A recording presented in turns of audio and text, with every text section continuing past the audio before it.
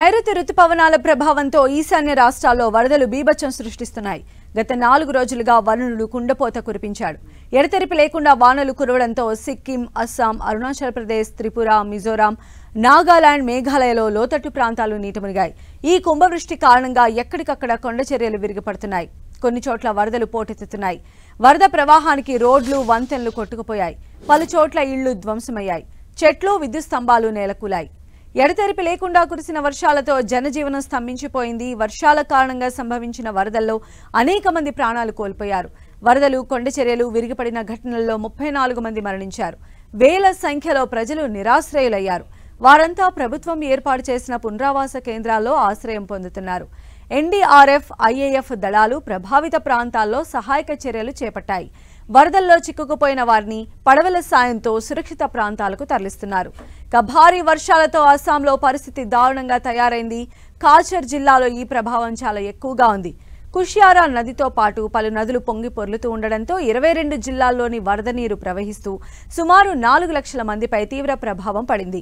54 revenue సర్కిల్స్లోని 758 గ్రామాలు జల దిగ్బంధంలో చిక్కుకున్నాయి.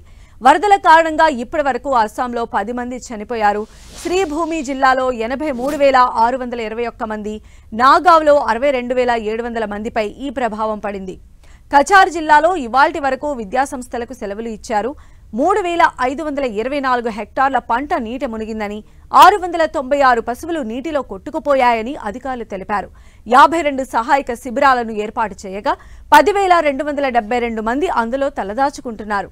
103 relief distribution కేంద్రాలను ఏర్పాటు చేశారు. 4 జిల్లాల్లో 41,000 మంది వరదల్లో చిక్కుకున్నారు.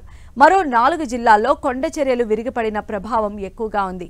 పలు జిల్లాల్లో బాధిత కుటుంబాలను రిలీఫ్ క్యాంపులకు అధికార యంత్రాంగం తరలిస్తోంది. 300కు పైగా రెవెన్యూ గ్రామాలు జల దిగ్బంధంలో చిక్కుకున్నట్లు శ్రీభూమి జిల్లా కమిషనర్ తెలిపారు. 40,000 మందికి పైగా ప్రజలపై ఈ ప్రభావం పడిందని, సహాయ సామాగ్రి, ఆహార పంపిణీ జరుగుతోందని చెప్పారు. మెడికల్ క్యాంపులు కూడా ఏర్పాటు చేశామన్నారు. వరద ప్రభావిత ప్రాంతాల్లో అస్సాం రాష్ట్ర ముఖ్యమంత్రి హిమంత బిశ్వ శర్మ పర్యటించారు. ప్రజలను సురక్షిత ప్రాంతాలకు తరలించాలని ఆదేశించారు. రిలీఫ్ క్యాంపుల్లో వారికి ఎలాంటి ఇబ్బందులు తలెత్తకుండా చూడాలన్నారు. పలు నదుల్లో నీటి ప్రవాహం పెరుగుతోందని, ప్రజలు, ముఖ్యంగా నదీ ప్రాంతాల ఒడ్డున నివసించే ప్రజలు మరింత అప్రమత్తంగా ఉండాలని సీఎం హిమంత సూచించారు. ఈశాన్యంలో భారీ వరదలతో ఆ రాష్ట్రాల సీఎంలకు ప్రధాని మోదీ ఫోన్ చేశారు. Assam CM Himanta Biswa Sarma, Sikkim CM Prem Singh, Manipur governor Ajay భల్లాలతో మాట్లాడారు. తాజా పరిస్థితి గురించి అడిగి తెలుసుకున్నారు.